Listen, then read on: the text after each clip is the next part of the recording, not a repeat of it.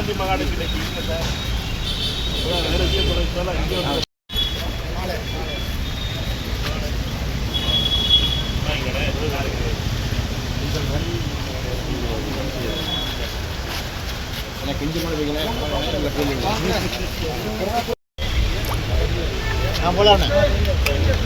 Sir அப்படியே பாருங்க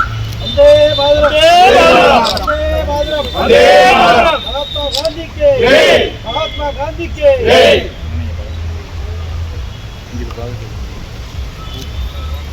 நீங்க பாருங்க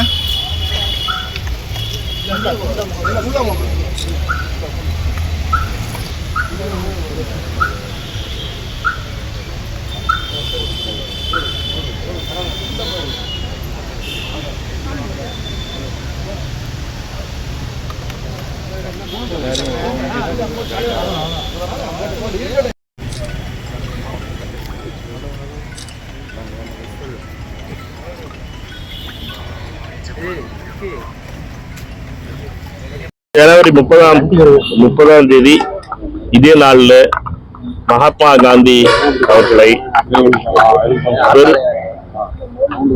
ஜனவரி 30ஆம் தேதி 1948ஆம் ஆண்டு இந்தியா சுதந்திரம் அடைந்து 5 மாதத்திற்குள்ளாக இதே நாளிலே மகாத்மா காந்தியை வெறுப்பு அரசியல் வீழ்த்தியது. வெறுப்பு அரசியல், அதுவும் குறிப்பாக RSS சித்தாந்த அரசியல் மகாத்மா காந்தியை 3 குண்டுகளால் சுட்டி வீழ்த்திய நாள் இந்த நாள் இந்தியாவிலே வெறுப்பு அரசியல் வர வேண்டும் என்று பாடுபட்ட இந்து மகாசபா, RSS போன்ற அமைப்புகள் தொடர்ந்து வெறுப்பு அரசியலை பல வகையிலே கடந்த 76 ஆண்டுகளாக முயற்சி செய்து பல வகையிலே இந்த வெறுப்பு அரசியலை இந்திய அரசியலுக்குள் நுழைத்திருக்கிறது. இந்த வெறுப்பு அரசியலை எதிர்த்து ஒவ்வொரு இந்தியனும் எதிர்த்து நிற்க வேண்டிய காலகட்டம் வந்திருக்கிறது. ராகுல் காந்தி அவர்கள் இந்த வெறுப்பு அரசியலை எதிர்த்துத்தான் பாரத் ஜோடோ யாத்ராவை கன்னியாகுமரியிலிருந்து காஷ்மீர் வரை 2022ஆம் ஆண்டு 4000 கிலோமீட்டர் நடந்து இந்த வெறுப்பு அரசியலுக்கு முற்றுப்புள்ளி வைப்பதற்கான ஒரு படியை தான் எடுத்து வைத்தார்.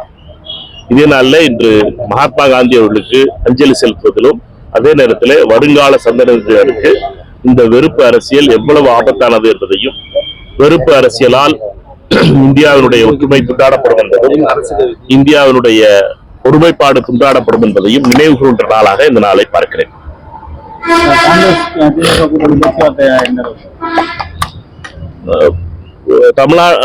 அகில இந்திய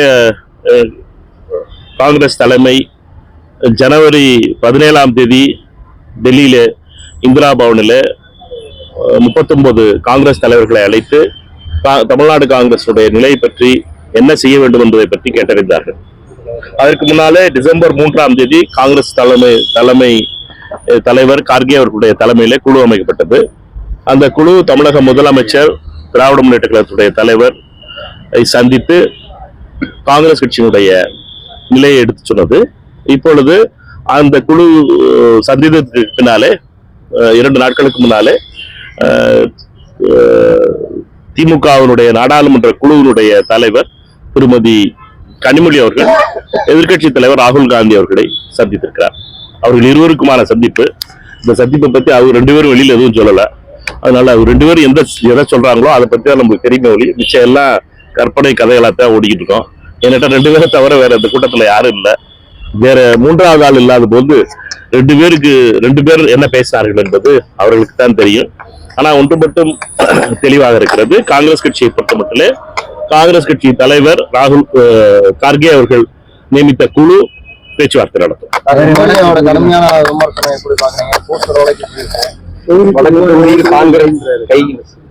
வடக்கு தொகுதியில் காங்கிரஸ் கட்சி கோரும், அதுல எந்த ஒரு சந்தேகம் கிடையாது.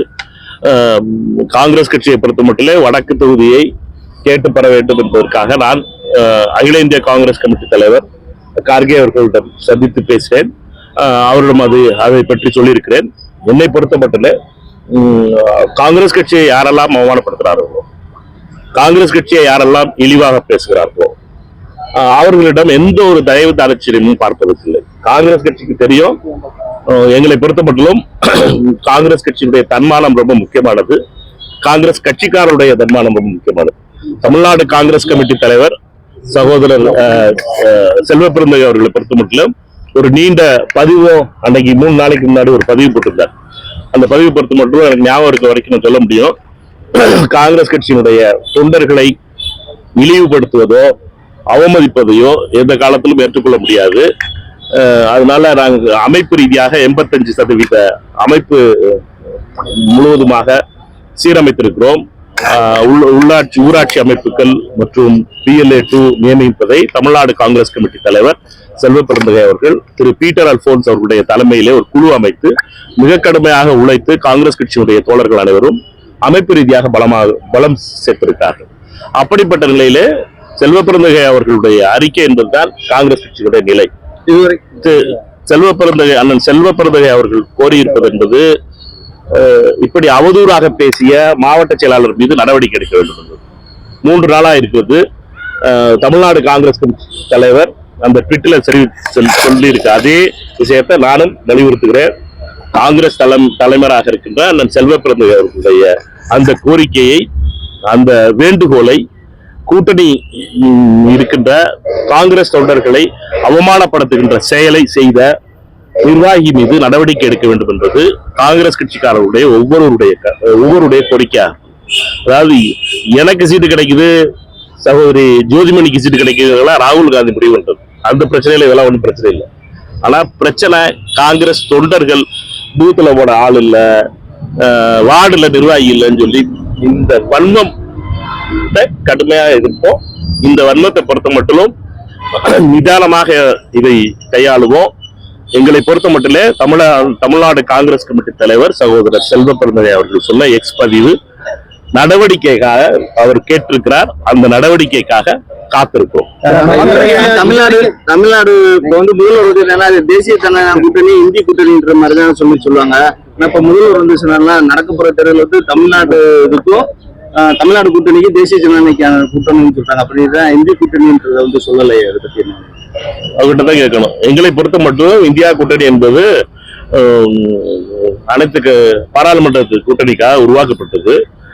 யார் என்ன பேர் சொல்றாங்கிறத அவங்ககிட்ட தான் கேட்கணும். நாங்க அதை பத்தி பேர் மாத்தல. போஸ்டர் வந்து காங்கிரஸ் ஓட்டல அப்படின்னு சொல்லி மாவட்ட தலைவர் சொல்றாரு. அவங்க மேல வந்து விசாரணை பண்றோம் அப்படின்ற மாதிரி யார் ஓட்டினாங்கன்ற இளைஞர் காங்கிரஸ் சகோதரர்கள் ஒட்டியிருக்காங்க. அவர்களை பாராட்டுகிறேன்.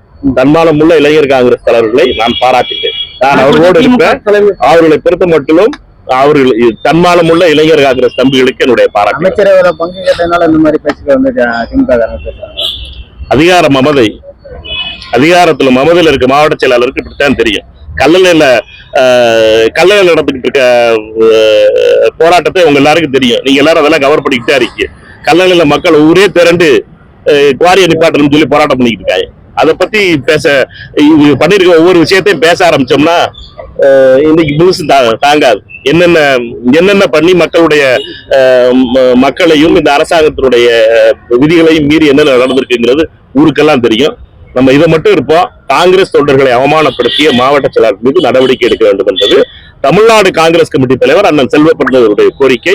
அந்த கோரிக்கை நிறைவேற்றுவதற்காக காத்திருக்காங்க. வடக்கு தொகுதியில வேட்பாளர்கள் இருக்க விருப்பம் தெரிவிச்சிருக்காங்க. புதிய பெருந்தகை இந்திரா காந்தி பெயர் மாற்றம் வந்து உண்மையான காங்கிரஸ்காரர்கள் வந்து கேட்ட துப்புன்ற மாதிரி சொல்லி சம்பவம்.